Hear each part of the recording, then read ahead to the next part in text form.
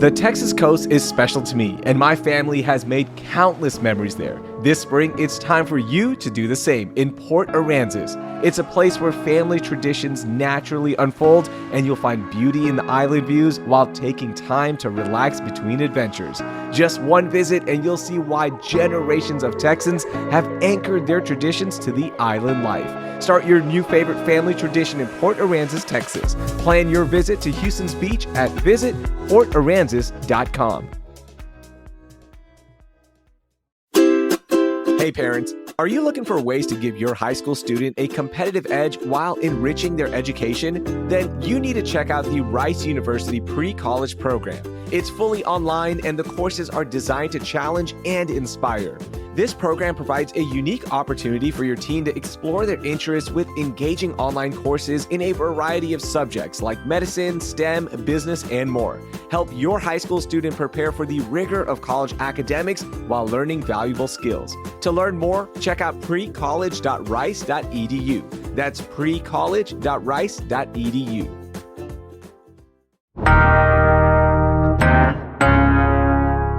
Today on CityCast Houston, the cost of everything in H-Town is going up. So I wanted to see if we could save money on one of the most expensive things, air travel. Travel expert and founder of Going, Scott Keys, is here to help us find out how you can get the best bang for your buck when you travel. It's Thursday, April 3rd. I'm Rahil Ramzan Ali, and here's what Houston's talking about.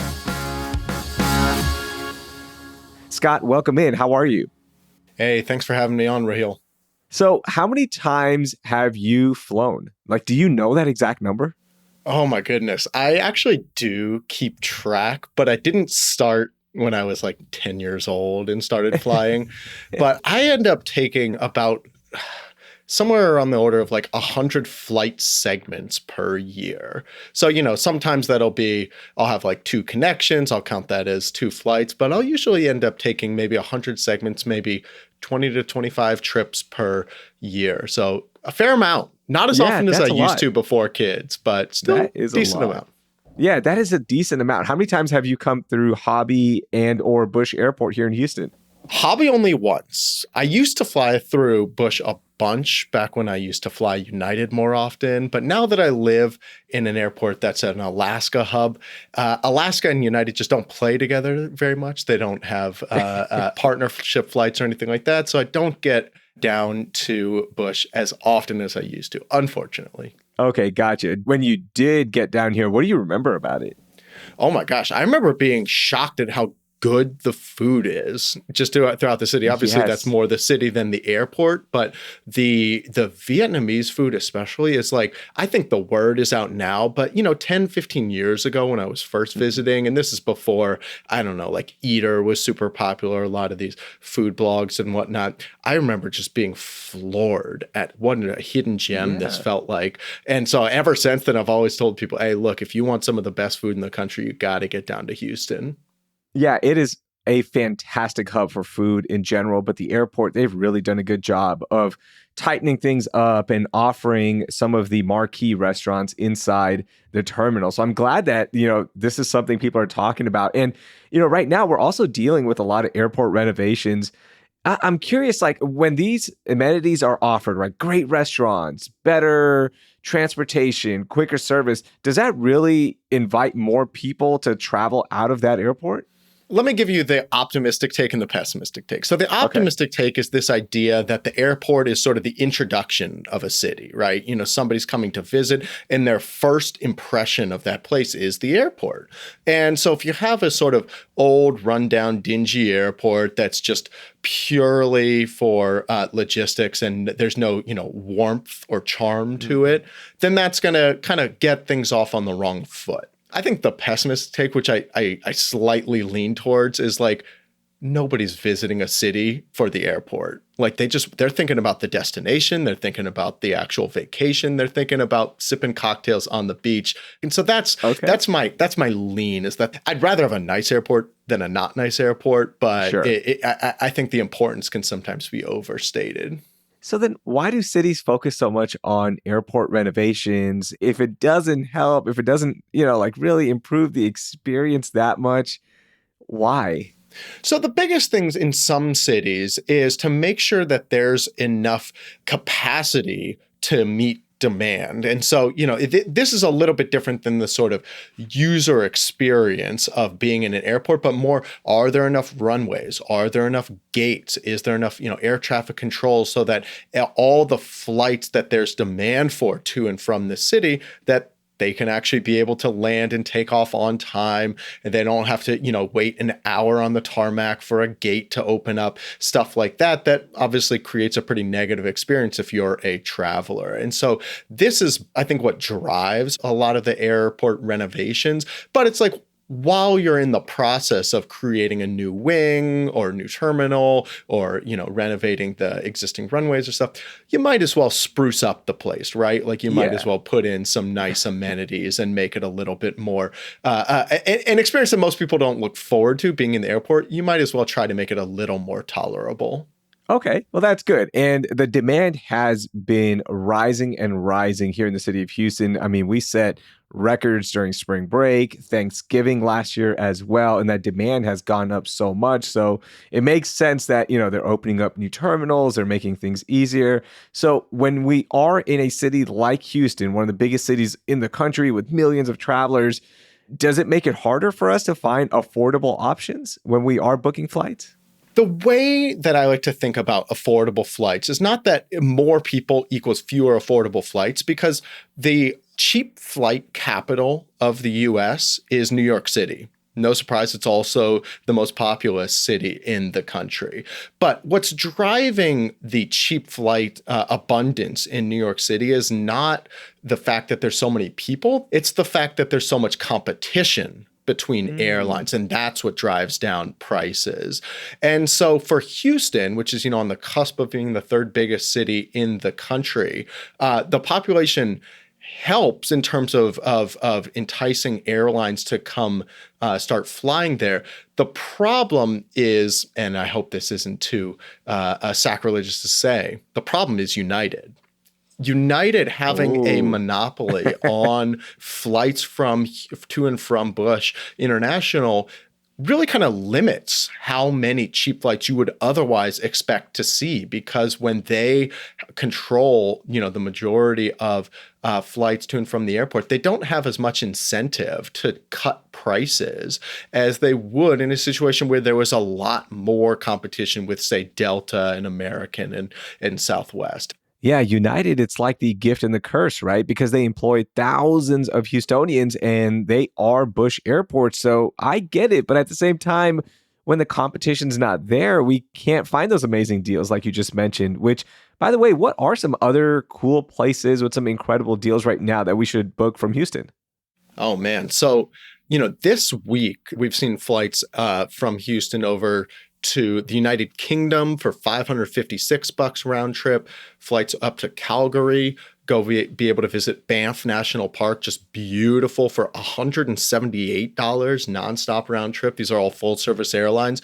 Some of my favorite, though, in the past couple weeks, Houston over to the U.S. Virgin Islands over in the Caribbean, St. John's, St. Croix for $259 round trip, Hawaii $360. I mean, these types of deals are popping up regularly. Wait, is this for like summer travel or spring travel or when? Mostly spring travel, not July, because you typically see fares quite a bit more expensive, but spring into early summer, and then sometimes into the fall as well. So for folks who are looking to really kind of plan in advance. But the thing I like to say about cheap flights, is that they're very random. They pop up, they occur absolutely, but you think of it like a shooting star. If you're kind of searching, looking at the night sky, you're not going to see a shooting star every time you look up, but they do pop up. And our job is to make sure that we're finding all of them so that we can make sure our members know about them before they disappear, even if it's to somewhere they hadn't thought about traveling to.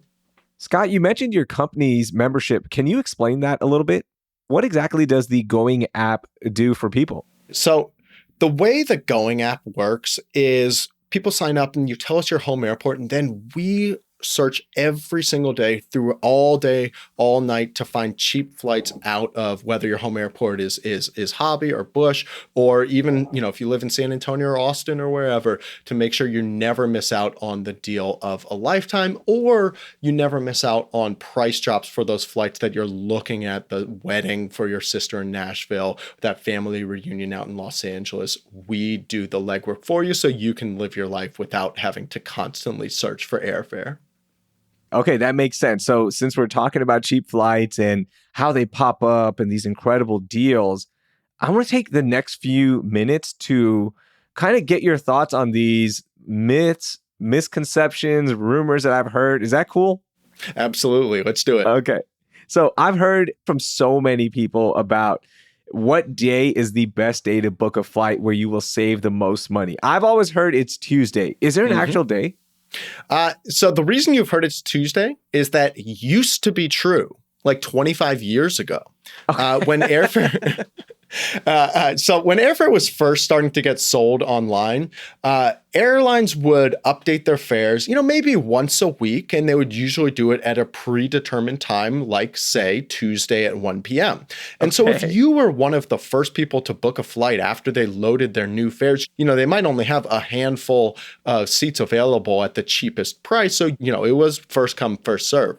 The problem is that's not how airfare is set today, and it hasn't been for years. Nowadays, airfare is constantly changing. It's dynamically set. It's set by pre-programmed algorithms and whatnot. And so it's just, you can't predict that in the same way. But what I will say is that sometimes people conflate like the cheapest day for flights and put together the cheapest day to book flights where there is none, but with the cheapest day to take flights. And Tuesday is actually one of them. Tuesday and Wednesday, you do see airfare that's 20, 30% cheaper usually than, let's say, Monday or Friday or Sunday.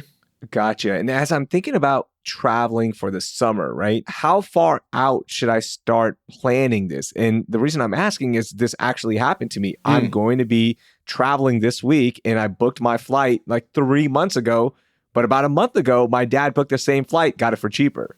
So when is the right time to book? Absolutely. So look, this is the most important question. When there's a flight that, a trip you're hoping to take, the biggest thing that you can do to get a cheap flight is to get the timing of your booking right. And the way I like to think about that is not that there's a specific day, it's not 63 days before travel or something like that. It's a window in advance of travel when cheap flights are at their best odds. So I call this the Goldilocks window. Not too early, not too late, just right in the middle. And it depends whether you're traveling during peak season or off peak, and it depends if you're traveling domestic or international. So for off-peak domestic flights, let's say you're hoping to travel in April, about 1 to 3 months in advance is when you're most likely to see those cheap flights pop up. For peak domestic travel, you're hoping to go in the middle of summer, 3 to 6 months is when your odds are going to be best. But for international flights, you want to add a few months to those recommendations. So those Goldilocks windows, it's not that every flight is cheap during it, but it's when you have the best odds of a cheap flight popping up. I booked a flight for my wife across the country from Portland to Boston recently that, would usually cost, $350 round trip during off-peak travel. But when I was in this Goldilocks window about a week or two ago, all of a sudden I woke up one morning and I got an alert from the Going app. I'm a user myself, that a $59 one-way flight from Portland to Boston had just popped up. So this was $118 round trip, like 65% cheaper than usual. And so we booked it and it, got a great deal. The next day, the price had doubled. And so that's just how it is. Airfare is the most volatile thing that we purchase. But when it does drop low, you only need it to be cheap once, right? You don't need it to stay cheap. You just need to get it once. You book it when it's cheap, and then you're good to go.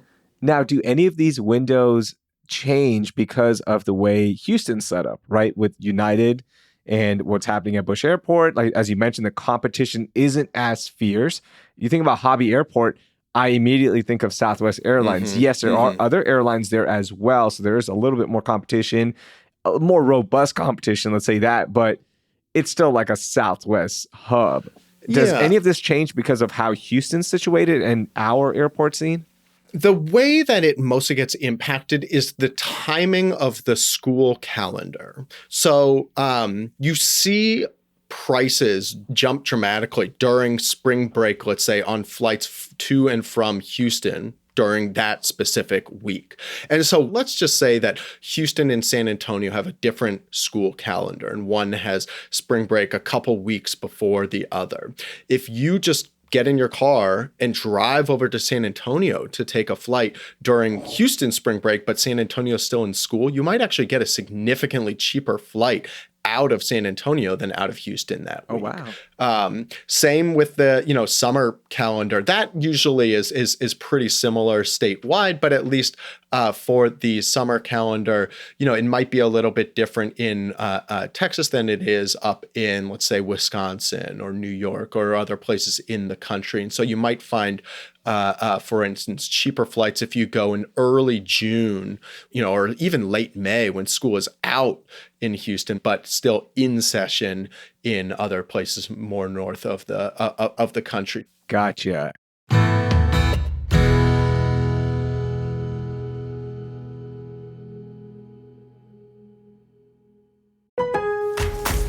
Lowe's knows member-only doorbuster deals make SpringFest savings even better. Right now, rewards members can get 3 19.3-ounce Bonnie Plants vegetables and herbs for just $10. Plus, save $50 on a Char-Broil Performance Series 4-burner grill, now $149. Lowe's, we help, you save. Valid through 4/7, excludes Alaska and Hawaii. Selection varies by location, subject to change. While supplies last. Program subject to terms and conditions. Details at lowes.com/terms. Ryan Reynolds here from Mint Mobile with a message for everyone paying big wireless way too much. Please, for the love of everything good in this world, stop. With Mint, you can get premium wireless for just $15 a month. Of course, if you enjoy overpaying, no judgments, but that's weird. Okay, one judgment. Anyway, give it a try at mintmobile.com/switch. Upfront payment of $45 for 3-month plan, equivalent to $15 per month required. Intro rate first 3 months only, then full price plan options available. Taxes and fees extra. See full terms at mintmobile.com. Now, I saw this trend on social media that if you go directly to an airport, you can get flights for super cheap. Like some people got flights for as low as $18. Is this a real thing? Is there a catch here? It's mostly a catch. It's mostly not real. There are some budget airlines, like I believe Frontier does this, where they will sometimes add a fee, a quote unquote convenience fee for booking online. But in order for that to be an optional fee and not a mandatory one, there has to be an option to get around it. And what they often find is that, okay, we'll say if you come and book the flight in person at the airport, we're not going to charge that fee. Now, the fee is usually not draconian, it's a $20 or something like that per ticket, but it's annoying. It feels like you're being taken advantage of. I don't like it. So I don't think it's the type of thing that you're going to find, what would otherwise be a $500 ticket, you'll be able to get it for $20. But if you've got a flight, you're planning to book it and you're already planning to be at the airport, booking in person, possible with a budget airline, it could save you a few bucks at the margin.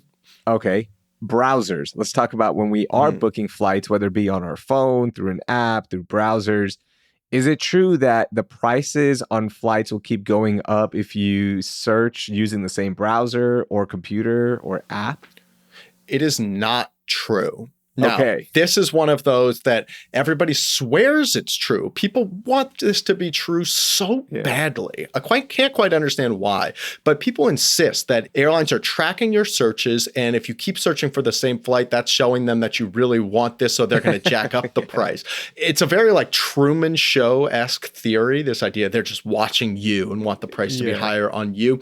But what's weird to me about it is that it has the logic backwards. If you're going to Levi's.com to buy some jeans and you look at a pair of jeans, but you don't ultimately buy it, what do retailers like Levi's do? They don't jack up the price on jeans. They email you a discount code. They're like, oh, we saw you were looking at this. You didn't buy it. Maybe if we give you 10% off, you would buy it. That's called an abandoned cart. And the most, standard practice is to give discounts. So I don't know why everybody assumes the logic is totally backwards when it comes to airlines. I think it's just because airfare is so volatile that we almost take a rain dance approach to it, that, I can't figure out what the airfare is doing. So if I do this rain dance, maybe that'll make it get cheaper. And maybe I'm doing the wrong thing to make it more expensive. I'm guilty of this, Scott. Yeah, no, I don't blame you. I mean, it's very, very hard to decipher. But, look, I once did a video of searching for the same flight 100 times in a row,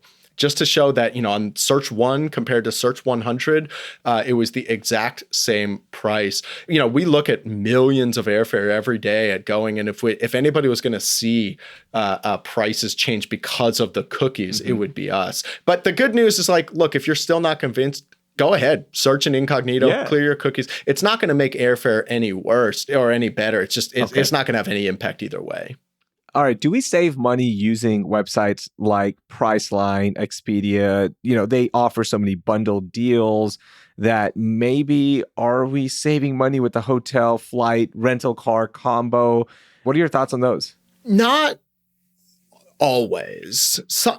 Sometimes in some places, like if you're going to resorts in Cancun or the Caribbean or something, sometimes you might get a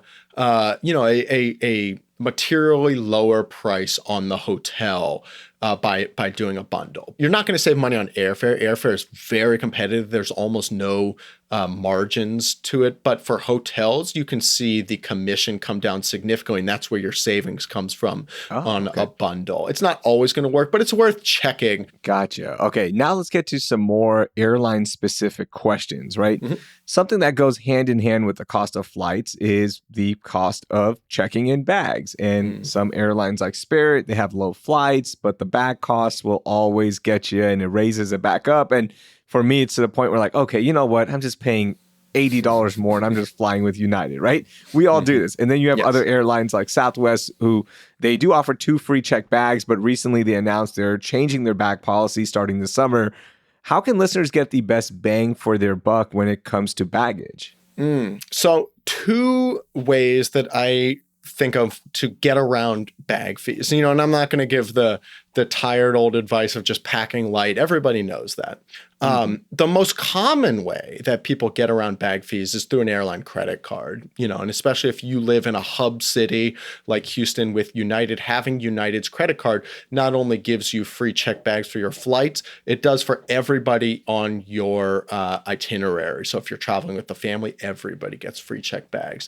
That's something that, it's a very common approach. The less common approach, but one that I really like, is how often has this happened to you on recent flights where you go through security, you get up to the gate, and when you're at the gate attendant gets on the mic and says, we've got a very full flight. We're asking for 10 volunteers to check their bag to the final destination free of charge.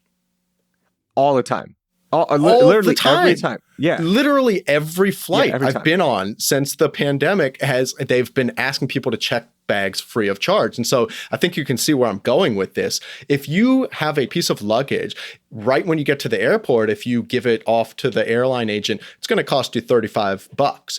If you bring it through security and bring it to the gate, that same bag is going to get to your final destination checked free of charge. Wait. But will the bags get through? Like those huge bags? Like, will they get through security? Not the comically oversized ones. Yeah. But if it's like a regular size rollerboard, if it's, even a slightly large one, they're usually the TSA scanners are pretty sizable. Most stuff can fit through there. Okay. And so it's just a matter of taking the extra 5-10 minutes to schlep your bag through security and to your gate. And you can be pretty confident that the airline is going to ask for volunteers. And sometimes they even sweeten it. They say you can board early, a free drink, like all sorts of things. And you saved yourself $35 per bag. Oh, that's kind of risky, though. If I'm getting it is a little bit of a gamble, but risky. Listen, yeah, you got to make travel exciting in some ways, and like I said, I think the odds have been pretty good lately. Oh my gosh! So if you arrive there and they aren't doing the free checked bags, then are you just stuck paying for it then? Yeah, or potentially bringing it on board. Depends what size it is. If it can fit in the rollerboard. like you said, it's a little bit of a gamble, but because the flights have been so full over the past few years, I think your odds are very, very good that the airline's going to not only take your bag, but save you the bag fee in the process. Gotcha. And it's more expensive at the gate or no? It depends on the airline. So for budget airlines, yes, they jack up the price at each stage to try to incentivize people to check their bag earlier. But for full service airlines like United and others, it's the same price. Do you recommend sticking to one airline and becoming a frequent flyer or a member in their programs to get cheaper flights? So there's the reason to stay loyal to one airline is if you are in a city like Houston where there's one dominant airline, United controls a majority of flights in and out of Bush. And so you can not only have those nonstop options available, but also if you get even that entry level tier of elite status, all of a sudden you can choose, seat selection for your flights and not have to pay anything. You can get free checked bags. There's a certain number of perks that are available to you that are not if you haven't entered that sort of elite status level. So that's the reason to do it. The reason not to do it is because it costs you extra money. The airlines dress up this concept of loyalty, but in the end, what it really means is that you're paying more to fly one airline rather than a different airline. Yeah. And so for the most part, what my recommendation is for people is actually to stay loyal to themselves by staying loyal to cheap flights. Flying a flight on United is basically no different than a flight on Delta or flight on American or flight on Alaska or whatever. It's all basically the same. And so I'd rather pay $100 for my flight than $300. I'm not going to pay all this extra money in order to stay loyal to one airline. So I think for most people, it's not worth it to be loyal to an airline. Instead, they should be loyal to cheap flights. Okay, that makes a lot of sense because I'm going to go on my quick rant here about United and their membership because, I'm paying like $95 every year and then they throw in those club passes and that's exciting and all, but I travel with kids and guess what? Then I have to buy extra passes if I want to use it. Seriously, for the last 3 years, I've just given them to my sister because I haven't had a chance to use them. Usually if I'm traveling for work, I get there like 30 minutes before. I don't want to be at an airport lounge, to be honest with you. So basically, I just have a bunch of miles that are just waiting to be used. And that's it right now. I don't like these programs anymore. Once upon a time, they were worth it for me in my stage in life. Now, not so much. I'm good. Well, I think what a lot of people miss too is that people think of frequent flyer miles as something you get from flying. But what they've missed is that nowadays, the majority and perhaps the vast majority of frequent flyer miles don't come from flying. They come from credit cards. Yeah. And so you don't have to be loyal to United to get a bunch of United miles and be able to take that free flight or be able to, redeem it for business class or whatever you want to use it for. You can kind of have your cake and eat it too in that sense. Oh, absolutely. I love that. Scott, thank you so much for all of these wonderful tips and for joining us. Thanks so much, Raheel. Great being here. That was Scott Keys. He's the founder of Going. It's an app that helps you find cheap flights and also gives you great tips on how to save money on flights. I know you definitely learned something new in this episode about booking flights, and that's the type of practical info you'll get right here on CityCast Houston every week. So please text this episode to 3 friends and ask them to subscribe to the podcast. It's the best way to help us grow the show. Also, drop us a rating and review and let others know why you love CityCast Houston. And of course, subscribe to the podcast if you haven't yet. Speaking of subscribing, be sure to sign up for our daily newsletter, Hey Houston, to get news, happenings, moments of joy, and more in your inbox every weekday. Thank you. That will do it for today. I'm Raheel Ramzanali. Thank you for listening, and I hope you learned something new.